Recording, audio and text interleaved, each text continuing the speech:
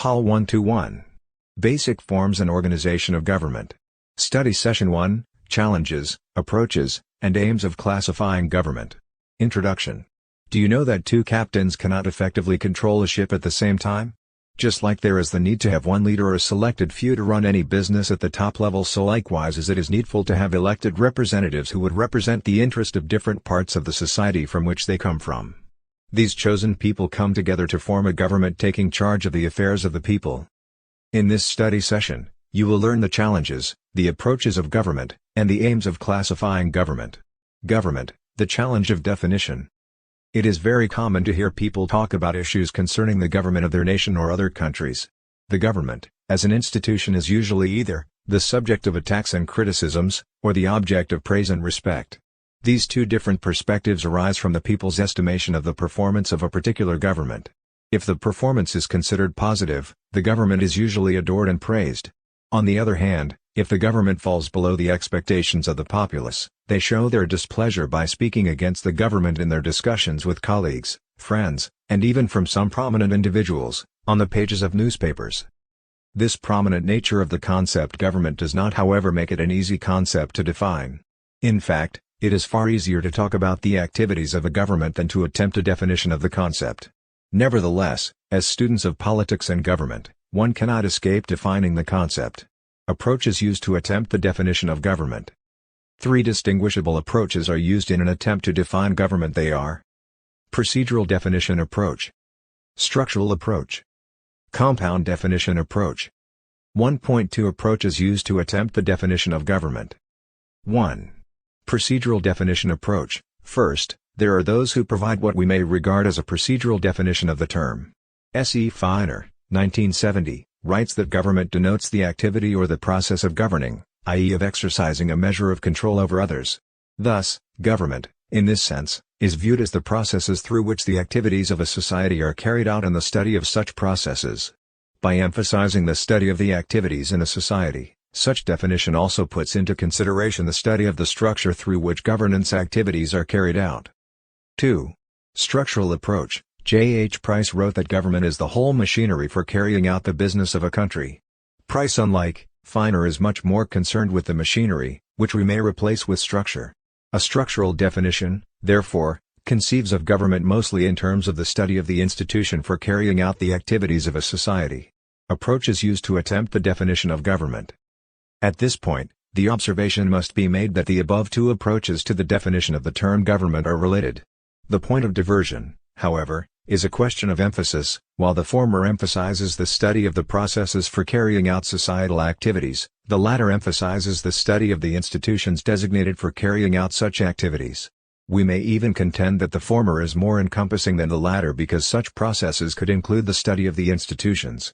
However, for a definition to be worth the trouble at all, it must be stated in a way that is easy to understand.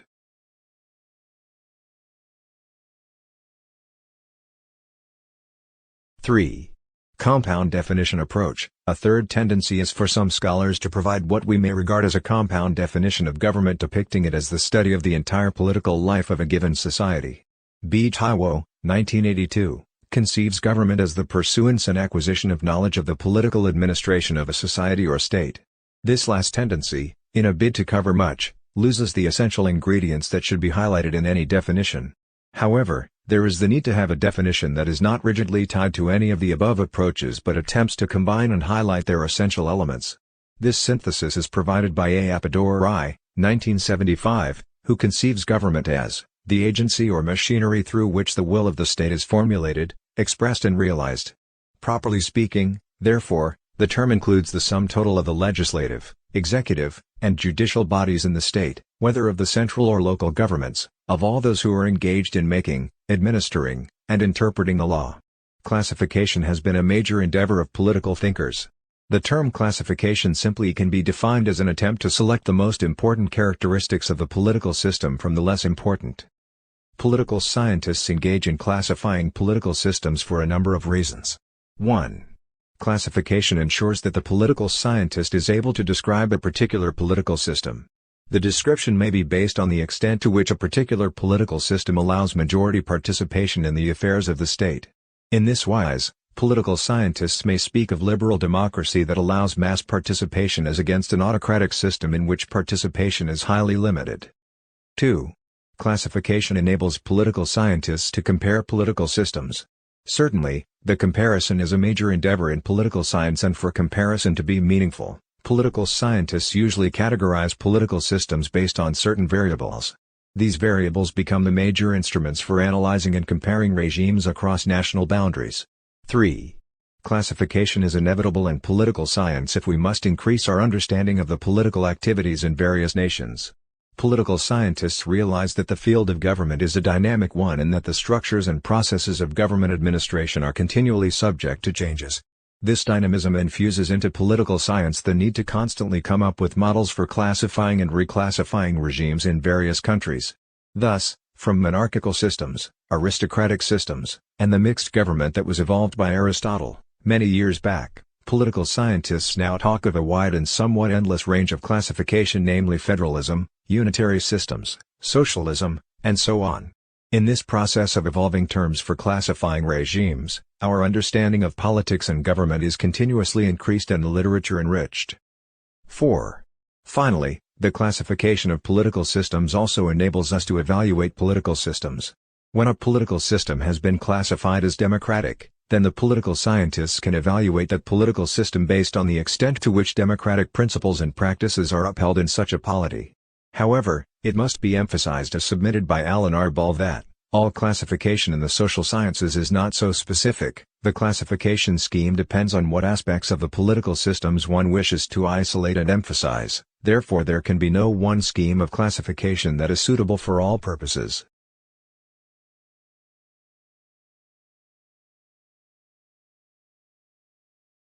Study Session 2. Attempts and Bases of Classifying Government. Introduction. Imagine you and your coursemates were given an idea to discuss. You all attempt to explain it, but it just does not sound right because almost all of you left out some important part of this idea because you wanted to describe the idea. You all later decided that rather than describe it, you would focus on the qualities this idea has. In this study session, you will learn the attempts of different scholars in classifying government and the basis of classifying government. Attempts at classifying government.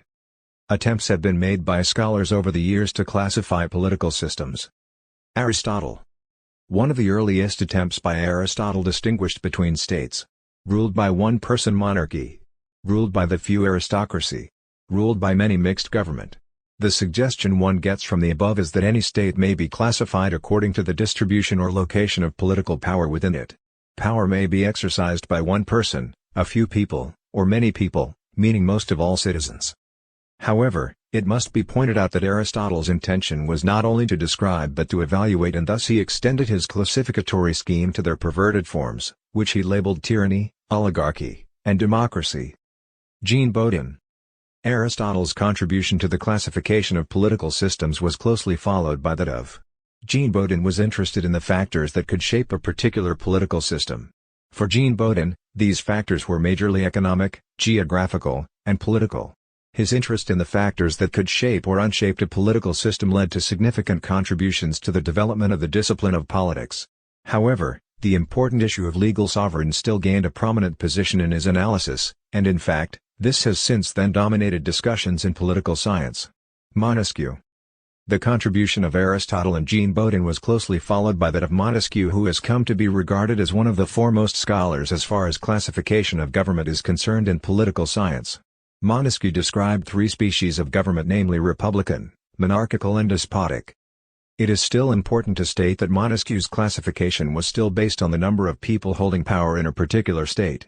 However, Montesquieu's significant contribution was in the area of demonstrating that the particular type of government depended on other variables like education, morale, patriotism, and the level of economic equality. Furthermore, and more importantly, Montesquieu contended that a large empire supposes a despotic authority in the person who governs. The above attempts at classifying political systems show in brief how troublesome the area is as an academic field. We can continue endlessly with other classificatory schemes. In the sea of seemingly unending lists of classification, it is the duty of the modest scholarly work to attempt to find a common denominator for classifications, though that may still be subjected to some debate. Political scientists partially agree on four bases of classification.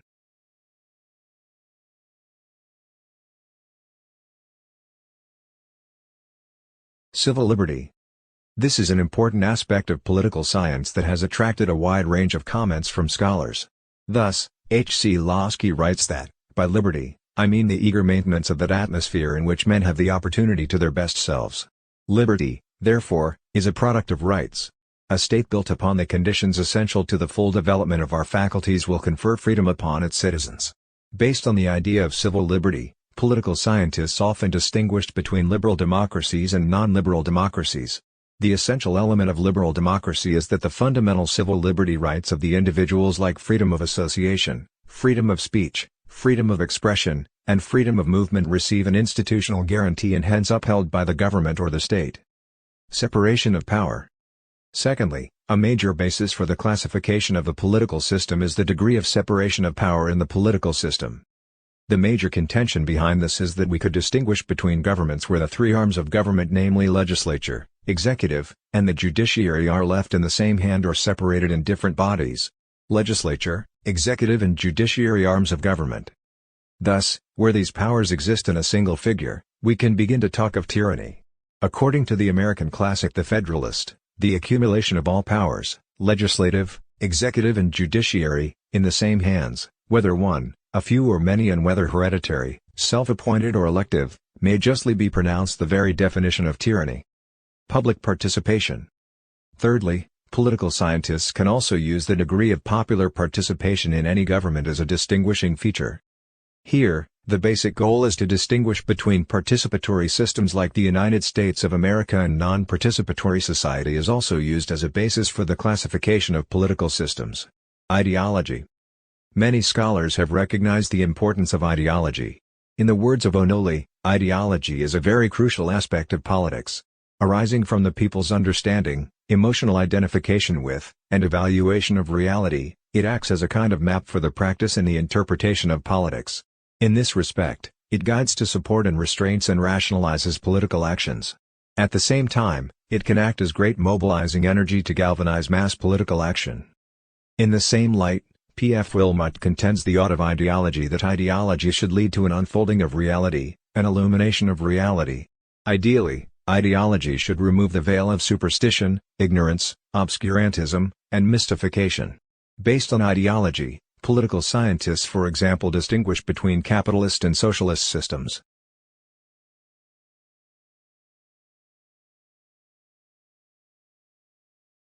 Study Session 3.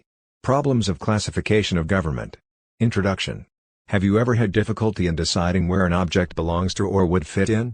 Sometimes things that relate to man's organization may be challenging for placement because they may belong to more than one place.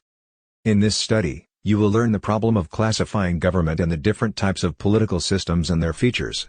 Problems of classificatory schemes of government. Having analyzed some of the bases for classification, we shall now examine the problems inherent in classificatory schemes of the government. Concept formation. Quantifiable measurement. Labeling. Value latentness. Systems dynamism. Concept formation. Political science, just like every other discipline, relies majorly on the formulation of concepts in the explanation of its area of study. Concepts are inevitable because they are the major vehicles for conveying our thoughts and convictions. A concept can be defined as a term or symbol that represents the similarities in otherwise different things. The importance of concepts in every field of study has motivated C.O. Lurchie to conclude that if concepts are vague, or the relationship between them not clear, research findings will also be vague and of very little use. Conceptualization, on the other hand, involves the specification of what a concept is or what it is not. Unfortunately, in political science, a great problem is that of definition. There are few concepts in political science on which there exists agreement as to how it should be defined. This is because most concepts in political science are relative. They mean one thing in a situation and in another situation could mean a different thing. Furthermore, as individuals, we see things from a different point of view which may vary from one another, and as such, it may be difficult to argue which opinion is valid or not. For example, civil liberties may mean something different in the United States than they mean in the defunct Soviet Union. Quantifiable measurement. Measurement can be defined as a process of connecting operational definitions to some units of observation or to data. Measurement connotes giving cases numerical scale scores with respect to some variables. Measurement of political and social phenomena is much more difficult than measurement in the natural sciences. This is because there are no generally accepted standards for measuring a political phenomenon like democracy. Thus, while some speakers may talk of political democracy, some may emphasize social and economic democracy. Just as the concept is fraught with ambiguity, there is also the problem of how to measure a society that is democratic. This usually arises because concepts like democracy may have many qualities and different political systems may combine in varying degrees these qualities. Thus, it would be difficult to contend that one of such societies is democratic and the other undemocratic. Democracy in this sense becomes a concept that is relative and troublesome to be subjected to the clarity of universality and specificity in measurement. Labeling. A major problem of classification in political science is the use of labels. We use labels, descriptive terms, to classify political systems and structures in order to be able to say where they exist or do not exist. However, the use of labels itself poses a great problem to classification. Political institutions that have been known to possess the same labels in some cases perform similar functions in different political systems. The British monarchy has similar political functions and political influence with those of the Western German president. The French president of the Fifth Republic has more political power than the president of the United States, who combines, in some respect, the political features of the British Prime Minister and the British monarchy.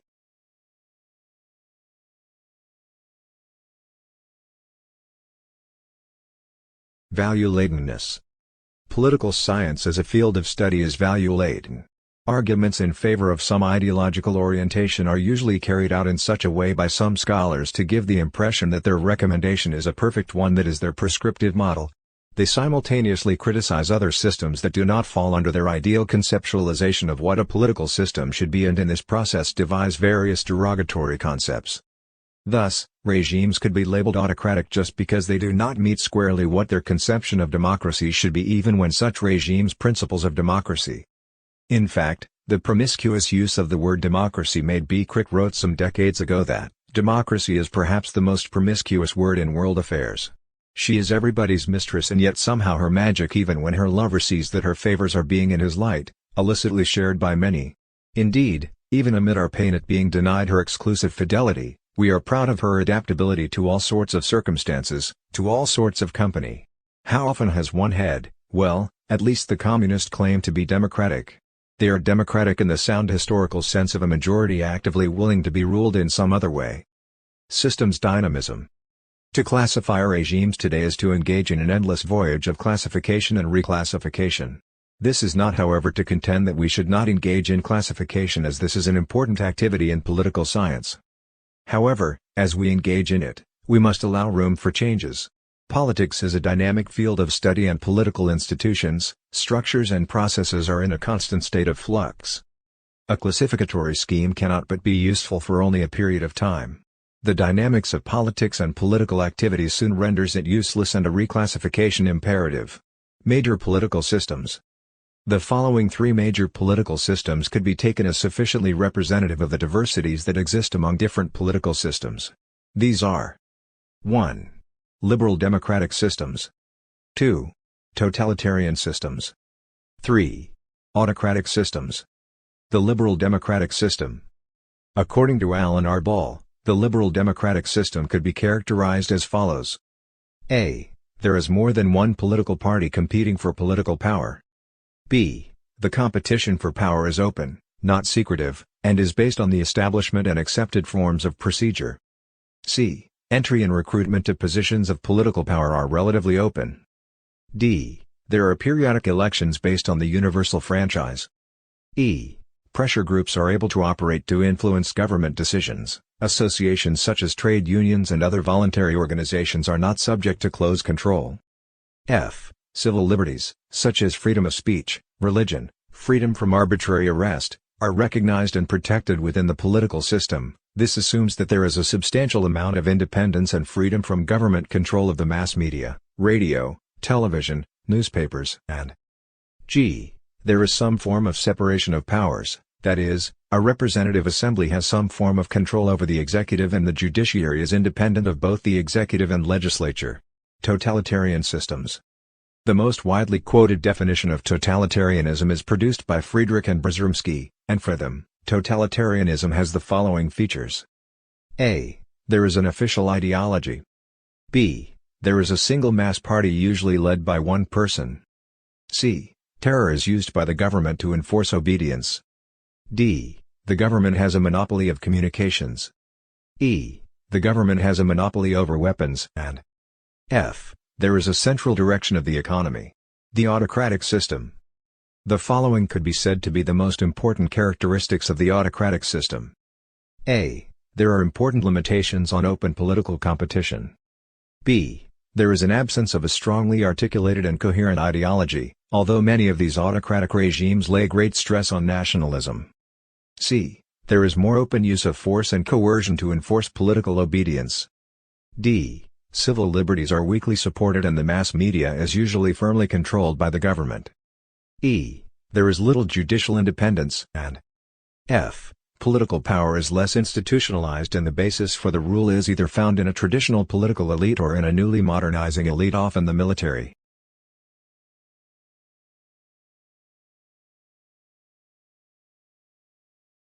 Study Session 4, Classification of Political Structures Introduction. When we speak of political systems or structures, it's difficult to determine what the most common types are. After all, many political systems are similar or have similar roots. Many countries actually have republics of some kind, variants of democracy and others. In this study, you will learn about the classification of political structures: federal, unitary system, parliamentary, presidential system, and also the British and US case study. Federal and unitary systems. The contrast between federal and unitary systems has dominated, in no small measure, the literature on the classification of political structures. An interesting aspect of these systems is that they cut across the three typologies of political systems already outlined above.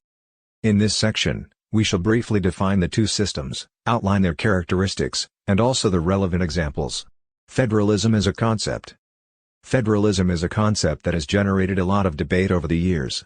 In the observation of Daniel Elazar, there are several varieties of political arrangements to which the term has properly been applied. William Riker also writes in the same vein, where he contends, an initial difficulty in any discussion of federalism is that the meaning of the word has been thoroughly confused by dramatic changes in the institutions to which it refers. Hence, a word that originally referred to institutions with an emphasis on local self-government has come to connote also domination by a gigantic, impersonal concentration of force. Definition of federalism. Despite the above problems, federalism has been defined by many scholars. According to K.C. Ware, by the federal principle, I mean the method of dividing powers so that the general and regional governments are each, within a sphere, coordinate and independent. In the view of Harmington, federalism is an association of states that forms a new one, while Dicey conceives of federalism as a political contrivance intended to reconcile natural unity with the maintenance of the states' rights. Examples of federal states include the United States of America and Nigeria. Reasons for the formation of a federation. There are many reasons why states may decide to form a federation. These include 1. The desire to form a union among the separate states. 2. The desire for local independence. 3. Geographical contiguity. 4. The absence of marked inequalities among the component units. 5. Political education and legalism. These reasons brought D.W. Eddington to the conclusion that a federation is the most practicable type of separate tribal and political units, which in themselves possess some of the characteristics of a sovereign state and yet they are too small or too weak to survive alone. Problems of the federal system. 1. The difficult problem of how to share power satisfactorily among the various units that make up the federation. 2. The protection of the smaller units against the dominance by the larger. 3. Organization of the relationship between the center and the units. 4. Organization of the relation among the units. 5. A satisfactory method of amendments. 6. The problem of secession.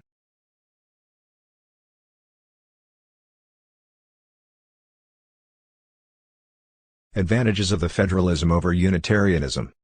The federal system of government has its own advantages.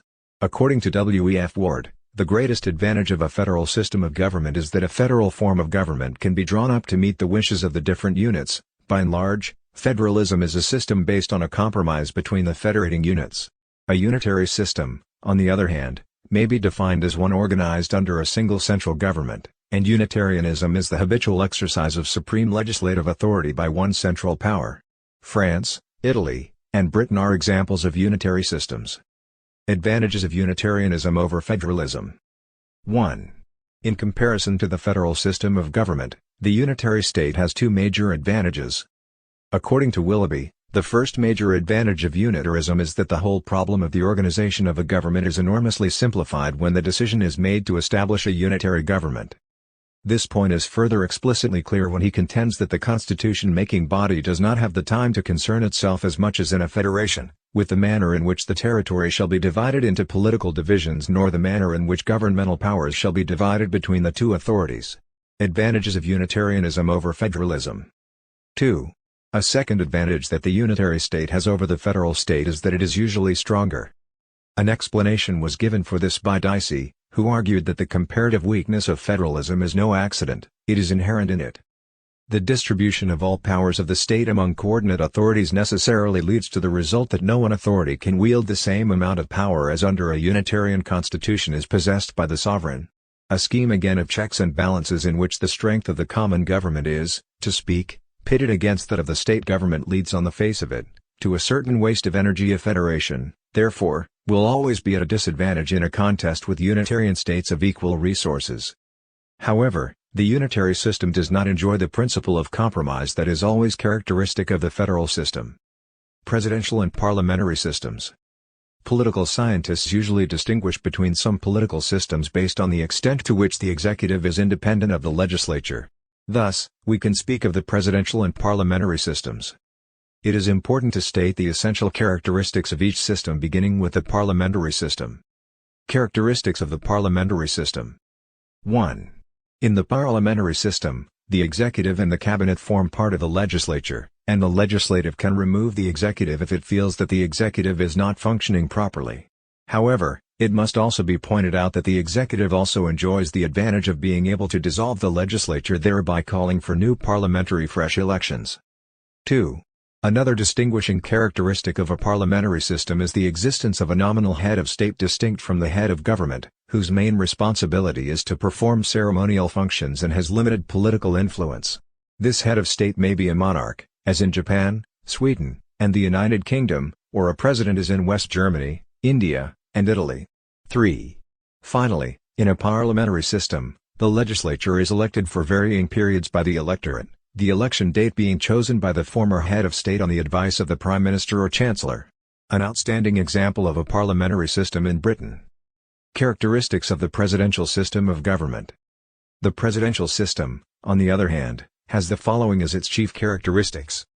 1. The president is both nominal and political head of state. 2. Secondly, the president is elected directly by the electorates as against the Prime Minister in Britain that is elected by the legislature. 3. Finally, the president and legislature are elected for fixed terms.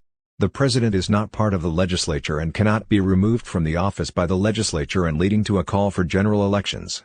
America is a glaring example of this system.